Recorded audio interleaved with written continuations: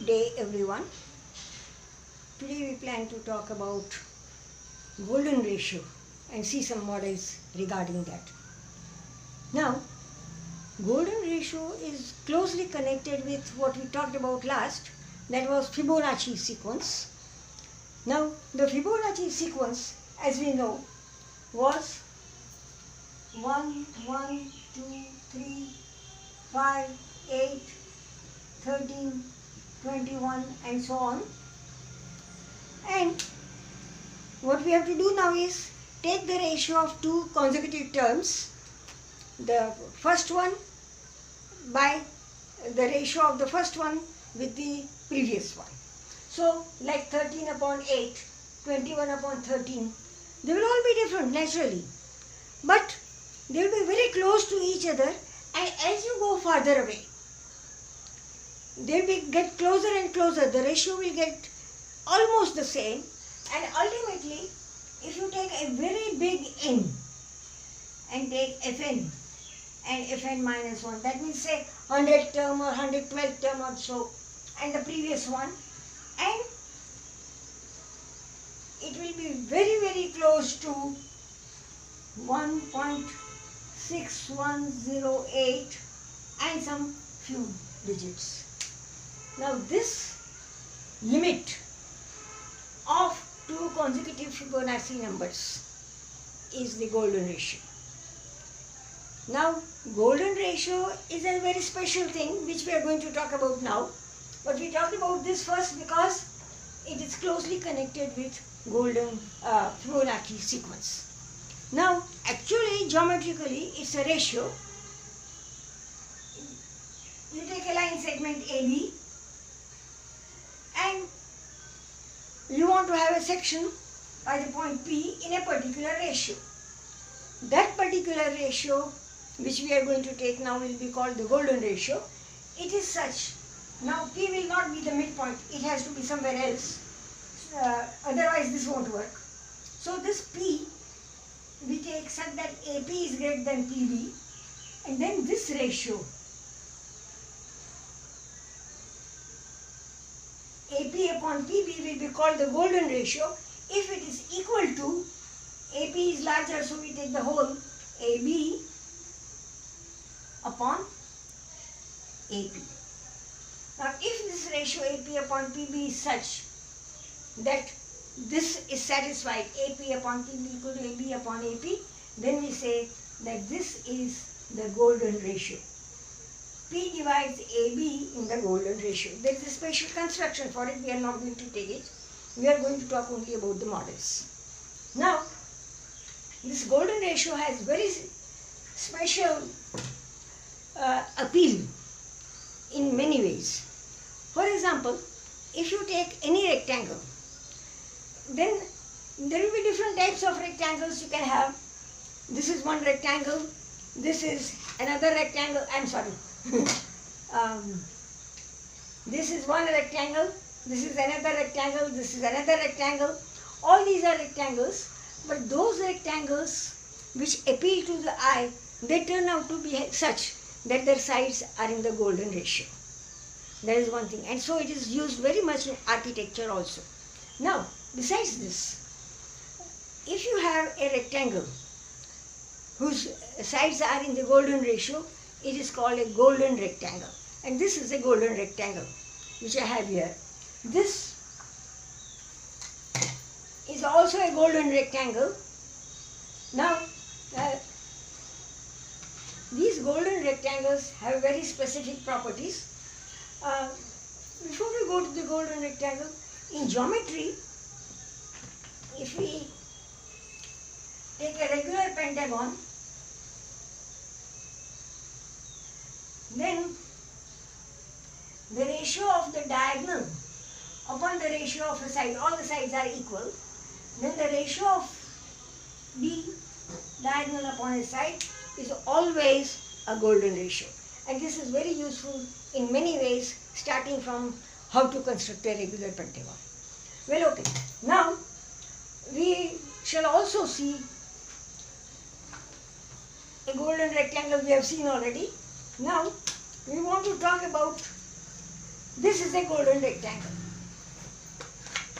Now this is a square on the smaller side. If I take it away, then this is the property of a golden rectangle, that the remaining part will also be a golden rectangle. Now if I take away a square from here, this will also be a golden rectangle. We can continue this. Take the square here and this will be a golden rectangle, and so on. So this is a golden rectangle. Take away square, golden rectangle. This is a golden rectangle, this is a golden rectangle, and so on. Now we use this in two ways. First of all, such a rectangle has a specific name, and that is, I'll first give an example.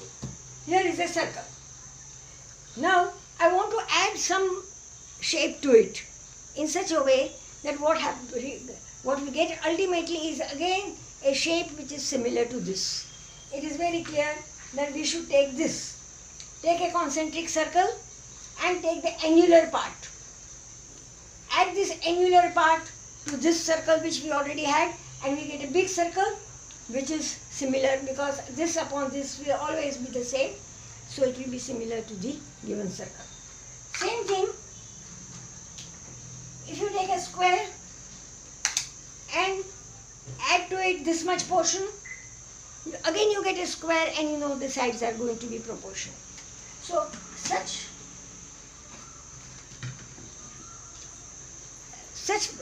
shapes which when added to the original give similar shape are called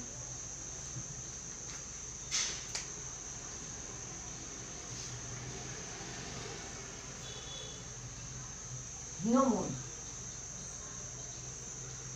Now for circle and squares it was alright, but for a golden rectangle which has a very specific ratio, similarity may be difficult. No, it's not, because here is a golden rectangle, this is a golden rectangle, forget about this. Now I add a square on the bigger side. This was my rectangle, this is the bigger side. I add a square on that side, and what do you get? We have seen already that this is a golden rectangle. So a square is a gnomon for a golden rectangle. Okay, that was one thing we wanted to see. The second thing is, we take the same model as before, which we had for Fibonacci, but the arrangement is slightly different. If you recall, the small pieces we had in the corner, here we are taking the small pieces right here in the middle. And now what we do is, from the rectangle we have taken out the square, we are left with golden rectangle. So take up the square, golden rectangle, take out the square, and so on. Now this can be done as we have seen. In each square you take this, the inside vertex as the center, and the length of the side as the radius, and draw an arc.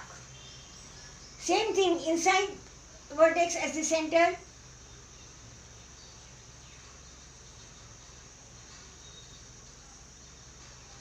now this as the center,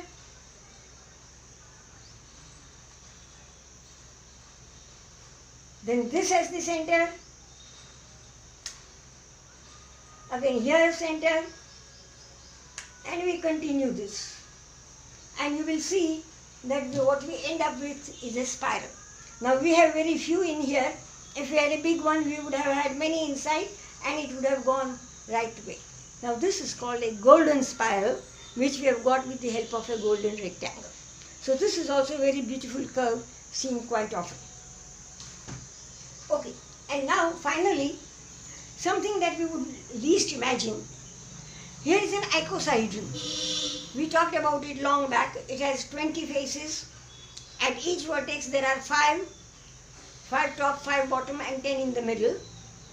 And each is triangular. We can't see the inside of it, and we have absolutely no clue how this can have anything to do with golden ratios. But here it is.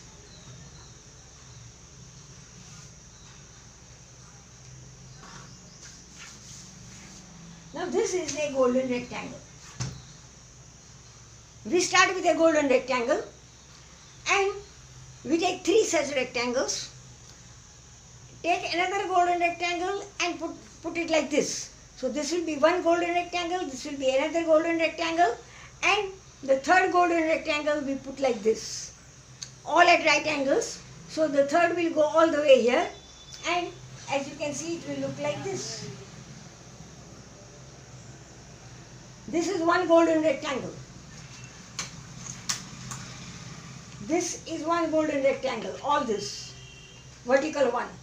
Here is another vertical one, and here is a horizontal one.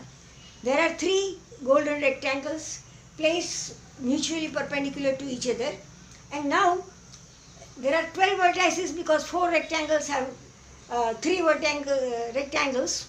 4 vertices will give us 12 vertices, and we know that dodecahedron has 12 vertices. We make use of that. Each vertex we join to the neighboring vertex. This one we join with this and so on, but we don't join this one over here because that is not neighboring. And we will thus get at every point we will have 5 such triangles, and ultimately what we end up with is an icosahedron. So icosahedron, the vertices of an icosahedron lie on the vertices of 3 mutually perpendicular golden rectangles. That we can see very easily from such a model. Well, okay. Thank you.